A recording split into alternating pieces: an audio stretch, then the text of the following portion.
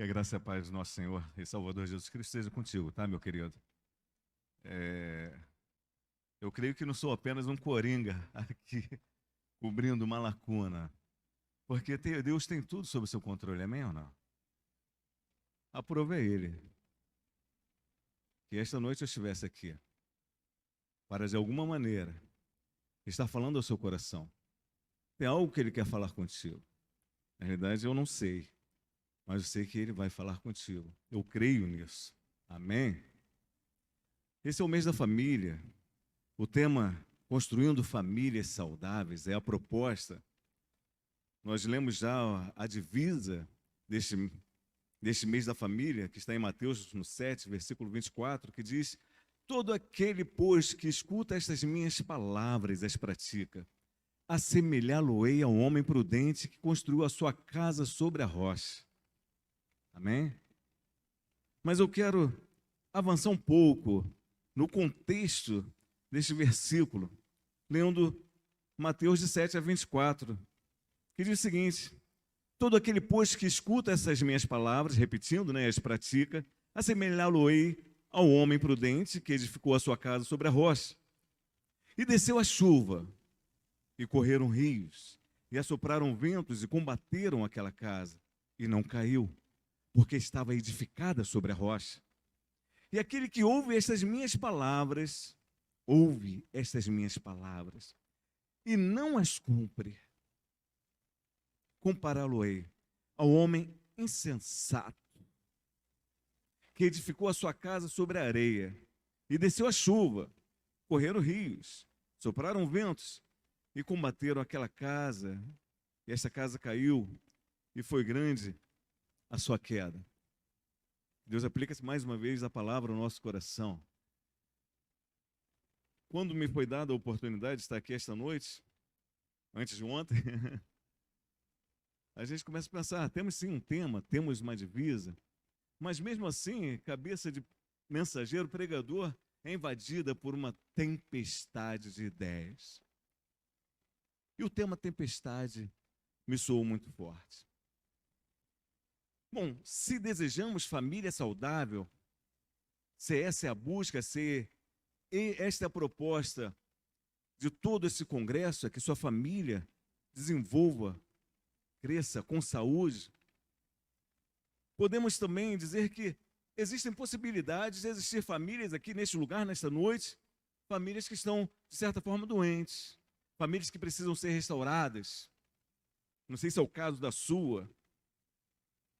Na pregação hoje de manhã, o pastor Marcos Navega, ele nos trouxe, assim de forma brilhante e bem direta, a palavra. A gente vê a palavra do Senhor pregada com muita força e falando aos nossos corações poderosamente, o autêntico evangelho do Senhor Jesus Cristo, falando diretamente ao seu povo. Ele coloca que família saudável, toda família saudável, primeiramente precisa ter uma aliança com Deus. E famílias saudáveis precisam buscar a proteção de Deus. E que família saudável precisa permanecer na vontade de Deus. Mas o fato é que a configuração de muitas das nossas famílias, e de repente é o caso da sua, de certa forma, pode ocorrer que um membro, um filho, de repente um cônjuge, não tem a mesma maturidade espiritual que você. De repente não comunga da mesma fé, não tem esse mesmo compromisso que nós temos com Cristo e com o corpo de Cristo. De repente você tem na sua casa alguém que não está aqui e que você constantemente ora por ele, por ela. E devemos agir assim. Muitos pais não têm seus filhos aqui. A minha filha foi apresentada, a Sarinha. Para mim é sempre pequenininha, minha caçula. Deus abençoe. Quando pequenininha, nós costumamos levar os nossos filhos em condução coercitiva, muitas vezes, para o templo, para a casa do Senhor, para a escola dominical, ou seja, de forma obrigatória, nós arrastamos os nossos filhos, porque queremos que os nossos filhos sejam educados aqui, conheçam a palavra de Deus e desenvolvam em si a sabedoria, o princípio da sabedoria, que é o temor de Deus, porque a partir do momento que tiverem temor de Deus, muitas coisas que de repente eles viriam a cometer à frente, eles passam a pensar duas vezes: não, peraí, não é assim que meu pai me ensinou, e eu sei que Deus não vai aprovar essa minha decisão, não é assim? Mas, entretanto, às vezes nós prejudicamos nossos filhos porque nós os forçamos a estar aqui, e quando eles tomam uma certa idade, eles decidem se querem ou não permanecer neste ambiente. Na realidade, quando essas coisas acontecem, quando vemos que nossa família, que a gente entende que o sonho de todo pai, toda mãe cristã, é o sonho da realidade de Josué, quando diz: olha, eu e minha casa serviremos ao Senhor. Mas na realidade não é esse o caso de muitas famílias presentes aqui neste lugar. Pode ser que seu cônjuge não seja evangélico. Pode ser que seu filho, após entrar na faculdade, abandonou a fé, ficando com a ciência. Tem um texto em Coríntios, 1 Coríntios 7, que fala que a esposa descrente, ela é santificada pelo marido crente. Assim como o marido descrente é santificado pela esposa crente. No contexto de que a presença de alguém que teme ao Senhor num lar pode fazer diferença, sim. E este é o seu caso. Você teme ao Senhor, você conhece o Senhor, você busca o Senhor. Então, através de você, o Senhor quer transformar a vida daqueles que fazem parte do seu lar e que não estão no mesmo caminho. Eu pergunto a você: o que pode adoecer uma família? Falamos aqui de famílias saudáveis, famílias doentes. A proposta é uma família saudável em todas as dimensões da vida, emocionalmente, biologicamente e, de forma especial, espiritualmente, porque temos essa consciência de que é Jesus Cristo, tendo Jesus Cristo na vida, é que assim nós podemos encontrar a verdadeira paz, a verdadeira felicidade. Os nossos filhos vão encontrar paz e felicidade, completude, quando estiverem em paz com Deus. Nós entendemos assim. Mas eu pergunto: quais são as tempestades que podem afetar a família a ponto da sua família se tornar doente? Se uma família saudável é uma família feliz, onde há paz, onde há harmonia, alegria, e apesar das diferenças, se busca um bem maior, o bem comum, existe esse propósito da unidade. Por outro lado, é real que existem famílias doentes, e apresentam nessa família alguns sinais, como a divergência, os conflitos recorrentes, algum isolamento, algum distanciamento, muita frustração, desilusão, infelicidade. Bom, nesse mês da família, nós já tivemos alguns pregadores aqui, e muito foi falado sobre os fundamentos, porque na parábola aqui do Senhor Jesus Cristo, ele fala de fundamentos: aquele que fundou sua casa na areia, aquele que fundou sua casa na rocha. Então foi muito falado sobre fundamentos, a importância de uma boa edificação, o tipo de solo onde nós estamos edificando o nosso lar, a nossa família. Mas nesse contexto, nós vamos ver um outro elemento, e esse elemento é o causador da destruição e desabamento da casa. Sun Tzu, lá daquele livro A Arte da Guerra, ele vai dizer: conheça o teu inimigo. A gente precisa conhecer como o inimigo age. E a gente precisa também conhecer quem somos. E agora, trazendo para Cristo, quem somos em Deus. A força que nós temos nele, para combatermos assim aquilo que pode nos afetar. Talvez, se não fosse esse elemento, aquela segunda casa não teria desmoronado. A segunda casa que ficou na areia. Se não fosse esse elemento, talvez isso não acontecesse. Eu tenho um cunhado que construiu uma casa lá em Arraial do Cabo. Arraial, tu sabe que é uma faixa, né? Pelo menos aquele caminho de Figueira, Monte Alto. Uma faixa de areia. E ele construiu exatamente em cima de uma duna, porque havia várias casas. Existe toda uma engenharia de construção para se construir em cima de uma duna, em cima de um terreno arenoso. Se faz toda uma contenção e tal, a casa está lá, sem rachaduras, graças a Deus, volta e meia, eu vou para lá junto com a minha família, desfrutar um pouquinho daquele Caribe brasileiro. Ele construiu na areia. A casa dele já passou por tempestades? Sim, mas ela, ainda que na areia, ela está ali. Eu estou falando aqui da tempestade. O que nós lemos é que desceu a chuva, correram os rios, ou seja, a quantidade de água que desabou naquele contexto foi tão grande que as ruas viraram ali, as ruas e corredores viraram grandes rios, sopraram os ventos e combateram sobre as duas casas. Quando lemos, nos parece que ambas as casas passaram pela mesma tempestade, a mesma intensidade de força da tempestade, e parece que foi até no mesmo tempo as duas sofreram ali aquela ação da tempestade. Porém, uma desmoronou e a outra se manteve em pé. Então, diante dessa conjectura, nós queremos trazer o primeiro ponto da mensagem. Significa, se tanto a casa que foi construída na rocha, como a casa que foi construída na areia, sofreram a mesma tempestade, isso significa que todas as famílias estão passíveis de enfrentarem tempestades. A minha, a sua, a pandemia na humanidade, do tempo contemporâneo, essa pandemia foi uma grande tempestade na vida de muitas famílias, independentes de serem cristãs ou não. Quantos pastores faleceram? Muitos. O pastor Eliseu chegou a enumerar outro dia quantos pastores faleceram. Isso só batistas, mas vários outros grupos de pastores evangélicos. Então, a pandemia, a tempestade, a perda, o sufoco vem sobre todos.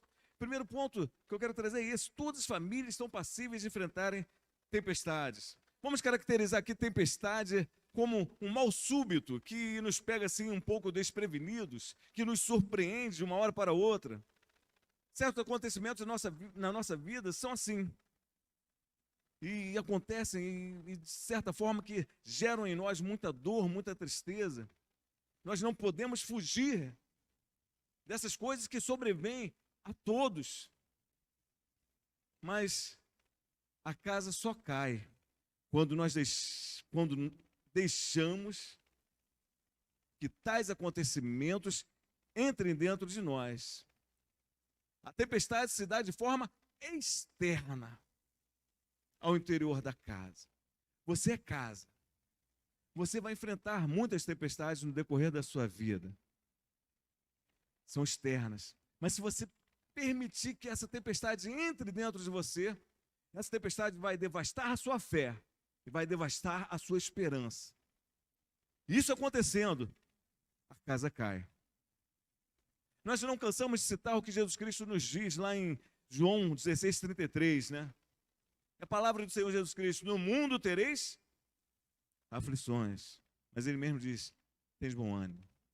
Ou seja, todos vão passar por aflições, todos nós passamos por tempestades, todas as casas são passíveis, né, de uma perda familiar, passíveis de doenças, de um desemprego, de um desastre súbito. O que vai fazer a diferença é o que existe dentro de você, ou pelo menos o que deve existir dentro de você, cristão. E o que, pastor, o que existe dentro de mim? É a palavra de Deus, amém? Escondi a tua palavra no meu coração para não pecar contra ti.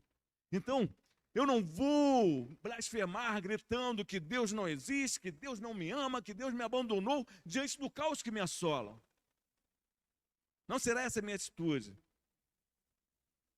Isso iria contrariar a palavra que está dentro de mim. E essa palavra grita dentro de mim que Deus não me abandonou. Grita dentro de mim o que Jesus Cristo nos diz: eis que estarei convosco todos os dias. Ou seja, dias bons e dias maus, independente do dia que seja, eu estarei contigo. Eu vou crer nisso. Eu não vou me corromper diante das desgraças, mas eu vou continuar crendo que é Ele o meu Salvador, é Ele o meu guia, é Ele quem é o meu pastor, que vai me conduzir às águas tranquilas. Amém ou não amém? Assim, a casa não cai. Pode cair o mundo lá fora, mas a casa não cai, porque você vai estar fundamentado na rocha. Isso porque você não é somente ouvinte, mas você aplica a palavra na sua vida, no seu cotidiano, porque assim deve ser. Você diz: lâmpada para os meus pés é a tua palavra, é luz para os meus caminhos.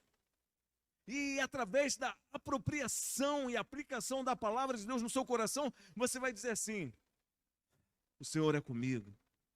Precisamos estar firmes na palavra, amém?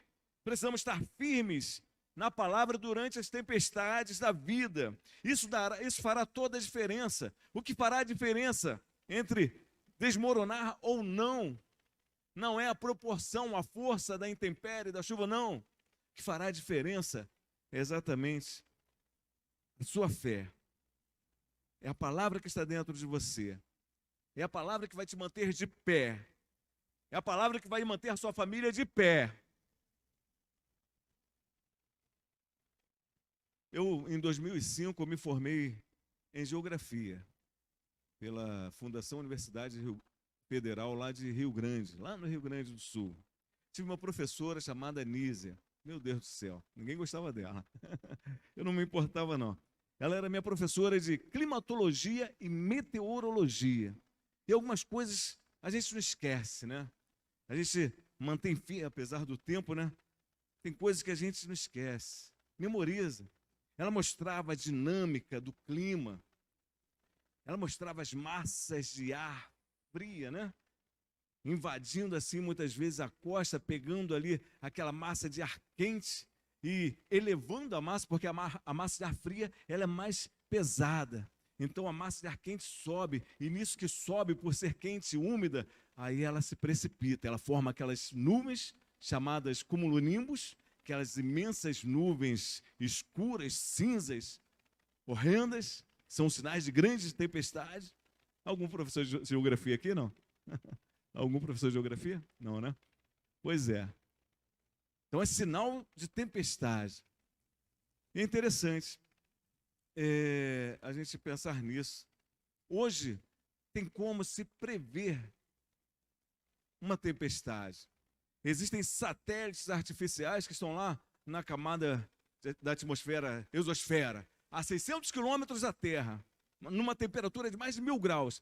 Esses satélites estão monitorando o circuito dos ventos, o deslocamento das nuvens, a formação de ciclones. Por isso que nós, lá no Clima Tempo, você entra no site Clima Tempo, será que a semana vai chover? Você consegue identificar, né, no Clima Tempo se vai chover ou não, porque as previsões meteorológicas hoje são quase infalíveis, porque estão vendo aquele deslocamento. Isso nos leva a um segundo ponto. As tempestades da vida podem ser previsíveis. Podem ser previsíveis. Apesar de previsíveis, como nós já falamos, as tempestades não são evitáveis. Ainda que você possa prever, você não consegue evitar que chegue até você. Mas você prevendo, você pode tomar algumas precauções para que os danos da tempestade sejam menores. Como família, muitas coisas nós não podemos evitar, não é verdade? Mas existem coisas que nós precisamos tomar as devidas precauções. Para você ver, a Defesa Civil, a própria Marinha emite sinais de mau tempo. E esses sinais, né, esses livros, esses avisos de mau tempo chegam E até nas comunidades existem sirenes que acusam, há risco de grande tempestade, de desmoronamento. Dentro de nós existe também algo que alguém que nos sinaliza como sirene, dizendo que existe um grande perigo se aproximando. Quem é? O Espírito Santo de Deus. Ele age dentro de nós. E ele nos sinaliza. Ele geme com gemidos inexprimíveis. Assim como a sirene soa de forma estridente, assim muitas vezes é o Espírito Santo de Deus em nós, para nos despertar, sinalizando que algo de errado está por acontecer. Nós temos que, dessa forma, nós conseguimos prever alguns desastres, né, em nossa família. Precisamos estar atentos aos sinais da tempestade. Principalmente no relacionamento conjugal, no relacionamento da família como um todo, mas no relacionamento conjugal, existem alguns sinais que, porque se o casal vai mal, a tendência dos filhos sofrerem com os problemas dos pais é grande.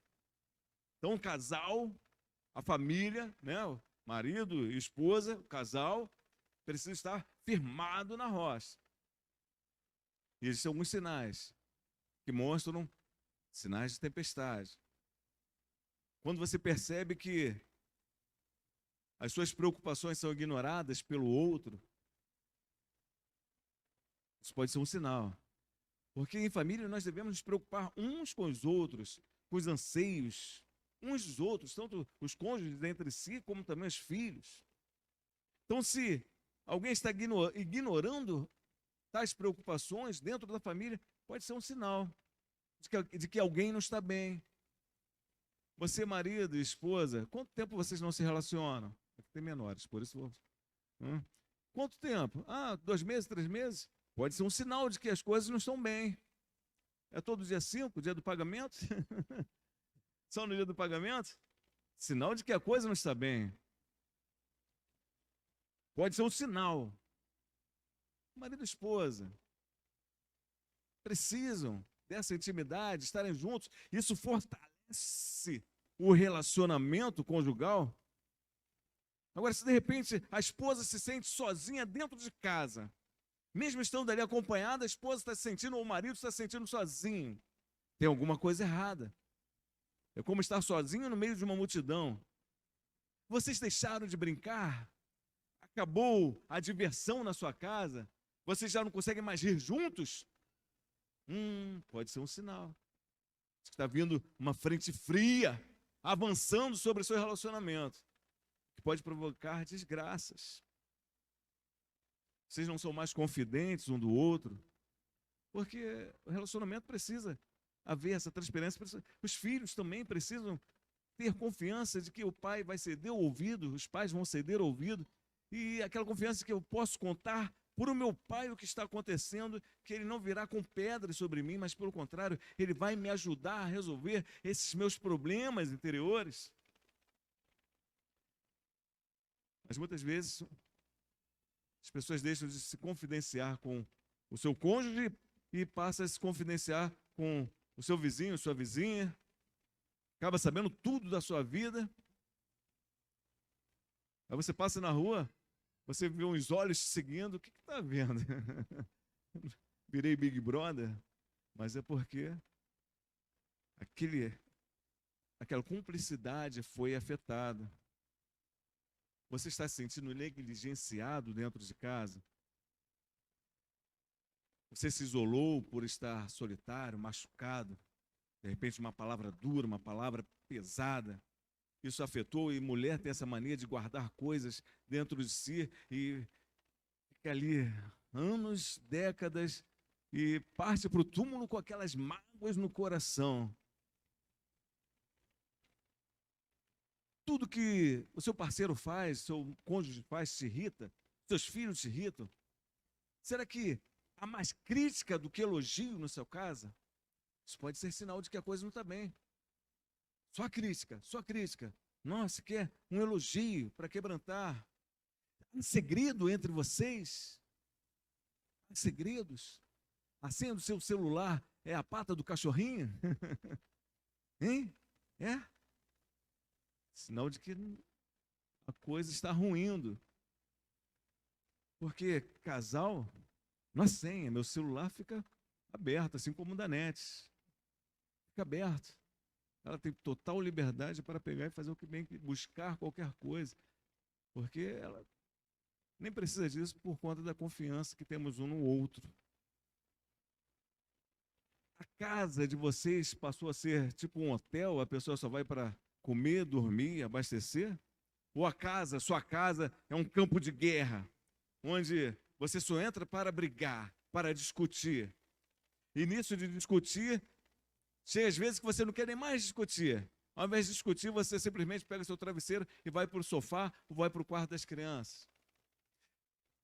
São sinais que muitas vezes vão crescendo, se agigantando e a gente não dá atenção e que podem ocasionar a maior tragédia que pode ser na estrutura familiar, que é o divórcio. Há pessoas que pensam assim: ah, não estou feliz no meu casamento.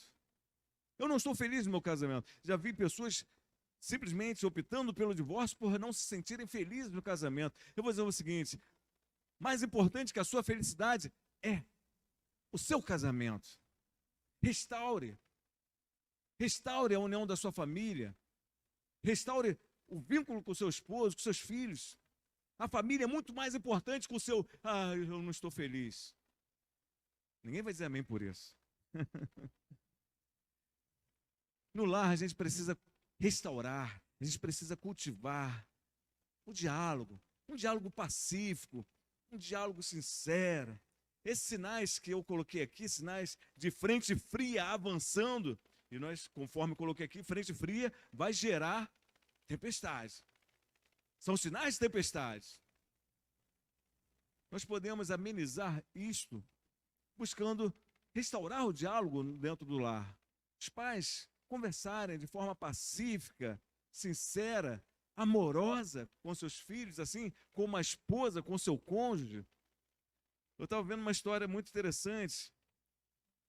O marido, ele começou a suspeitar que a esposa estava ficando surda. Não é possível assim. Porque como estavam se comunicando bem dentro de casa, ele cismou que a esposa estava ficando surda. Então, numa noite, estavam ali sentados na sala, ele simplesmente se afasta um pouquinho, aí sussurra: você está me ouvindo? Ele não ouve nada.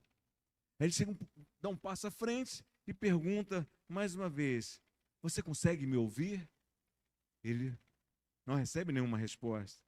Aí ele chega um pouquinho mais perto. E mais uma vez ele pergunta: e aí, consegue me ouvir? E nada. Até que ele chega no ouvido da esposa e pergunta: você consegue me ouvir? A esposa, já irritada, ela responde assim: pela quarta vez, eu consigo te ouvir. Na realidade, quem estava ficando surdo era ele, que não estava ouvindo a resposta que ela estava dando. Às vezes nós achamos que o problema é o outro dentro do lar. É o outro que não me entende, é o outro que não faz nada certo, é o outro, mas não conseguimos enxergar que o problema pode estar em nós. Precisamos restaurar o diálogo nos nossos lares. Amém ou não amém? Eu falei aqui que a tempestade pode provocar o desmoronamento de uma família, que é o divórcio, e só quem passou por isso sabe como é terrível. E esse divórcio vai trazer marcas profundas, não somente nos casais, mas também, principalmente nos filhos, marcas indeléveis. 70% de menores infratores que estão aí nessas casas de reabilitação, 70%, viu uma pesquisa, tem nome bíblico.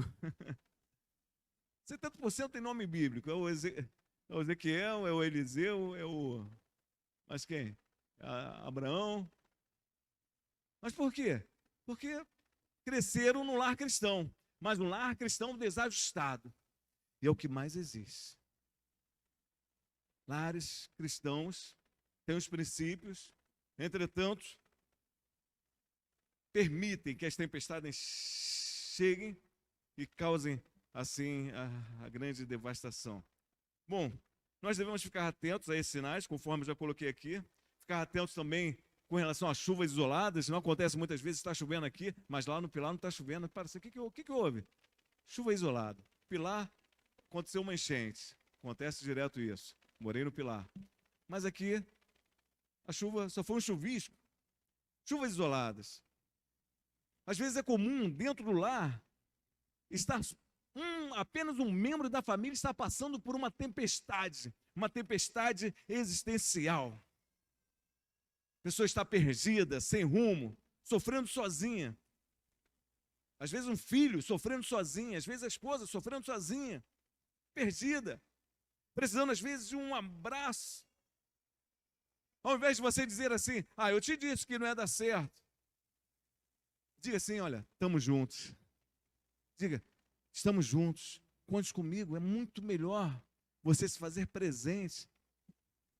Porque nesses momentos de chuva isolada, quando apenas um ente querido está passando por uma tempestade existencial no seu interior, o que ela mais precisa é saber que não está sozinha, que a família vai abraçar, que a família vai apoiar.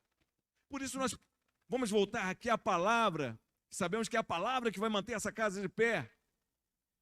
Então, para resistir aos efeitos destrutivos da tempestade, a palavra de Deus vai dizer assim às mulheres: a mulher sábia edifica a sua casa. Parece que Deus deu a capacidade à mulher de gerir conflitos, deu capacidade à mulher de cuidar de 1001 coisas ao mesmo tempo, deu sensibilidade, percepção.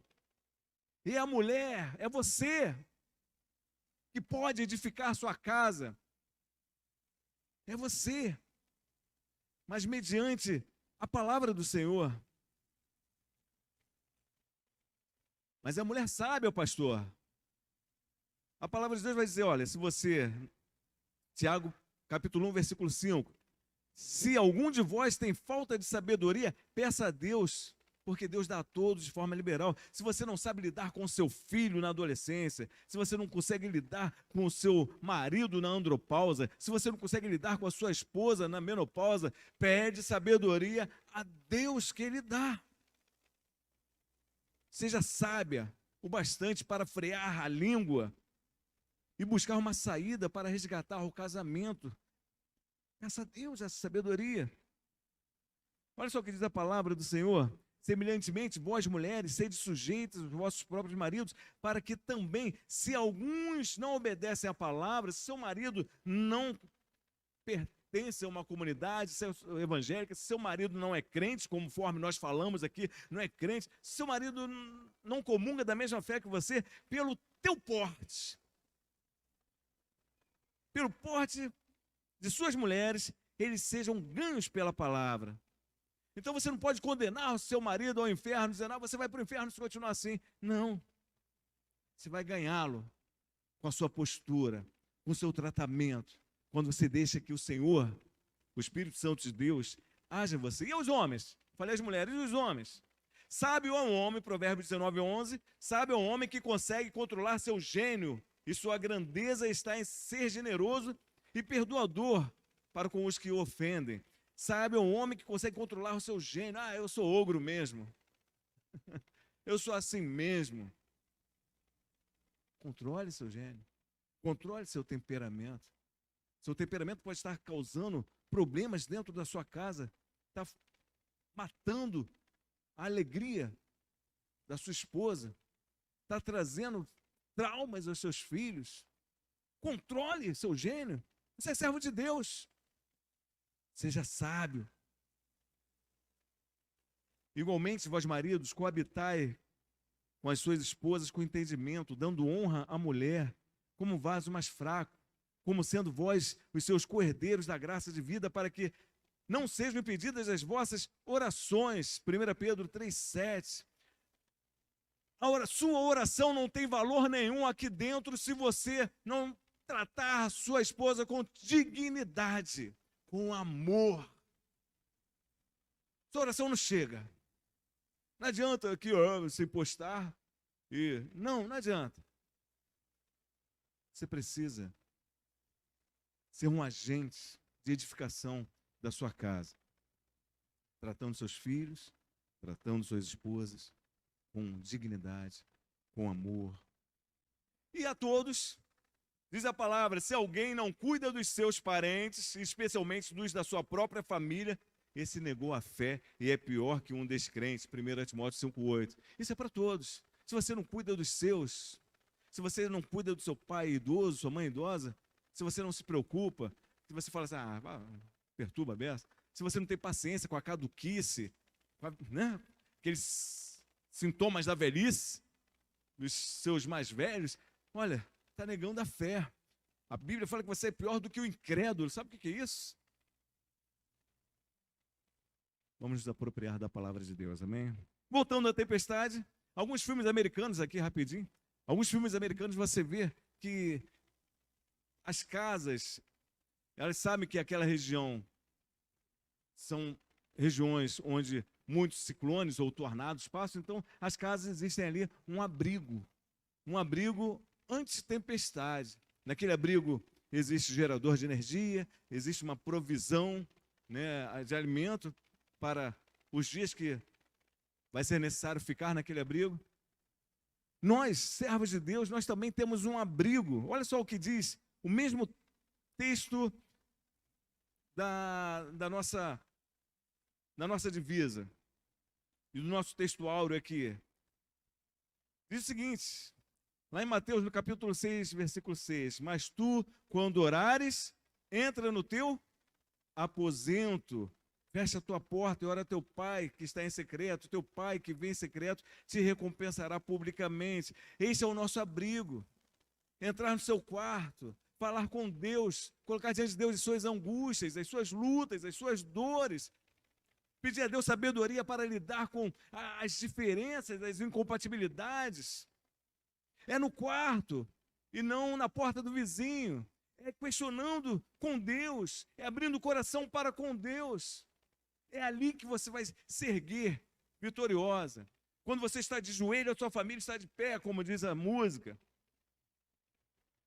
Terceiro ponto e último ponto da mensagem,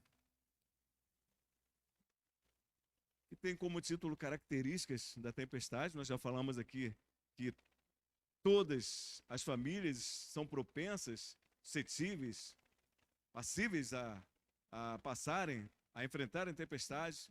Já vimos aqui que as tempestades, elas podem ser previstas, por isso precisamos ficar atentos aos sinais, mas a melhor notícia, leia para mim, toda tempestade é glória a Deus.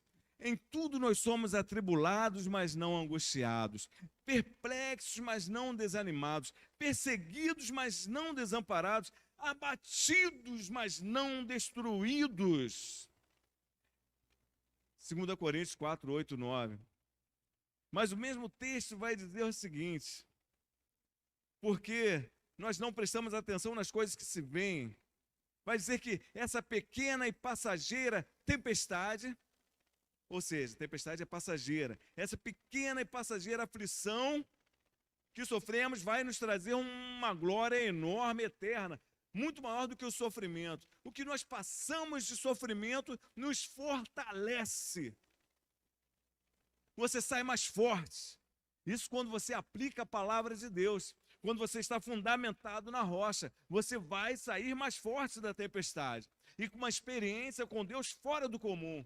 Quase chegou a me abater, mas não me destruiu, porque o Senhor não permitiu.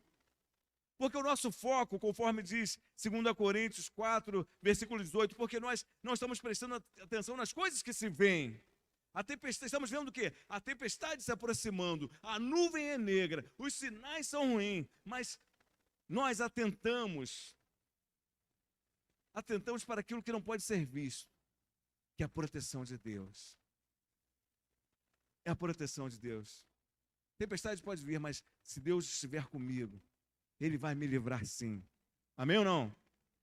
Então não foque seus olhos na tempestade, sim no livramento do Senhor.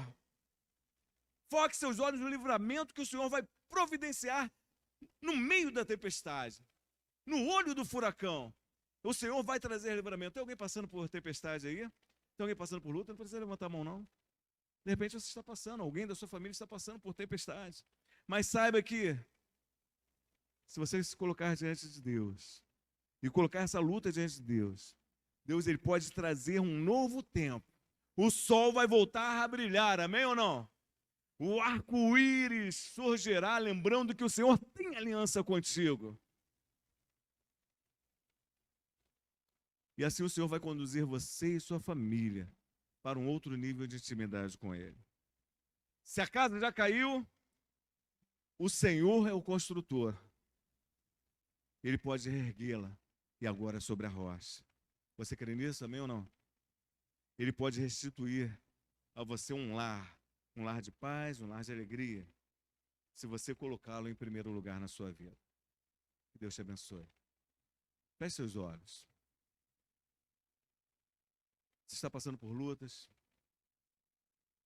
passando por dificuldades, está sentindo que as coisas não vão bem no seu relacionamento conjugal, está sentindo que seu filho está se desviando, se afastando, está andando com más companhias, está sentindo que seus filhos não querem mais saber de pertencer ao reino de Deus. Você está vendo que seu esposo não se preocupa contigo, você não ouve mais uma palavra de carinho, de amor. Você vê que a sua esposa também anda tão atarefada com tudo e não te dá aquela atenção que você precisa. E por não te dar atenção, você está aí nessa incontinência. São sinais de que uma tempestade pode vir sobre a tua casa. Mas decida ser você o herói da sua família. Decida ser você aquele que vai se posicionar na brecha para evitar que essa tempestade invada e destrua. Quero convidar o pastor Eliseu. Pastor Eliseu, quero orar por você. Você pode se colocar de pé. São muitas lutas no tempo presente, mas eu sei que tem um Deus que ele pode vir, intervir nessa tempestade. Coloque diante dele a sua tempestade, a sua luta, e ele virá trazendo paz, trazendo alívio, trazendo refúgio.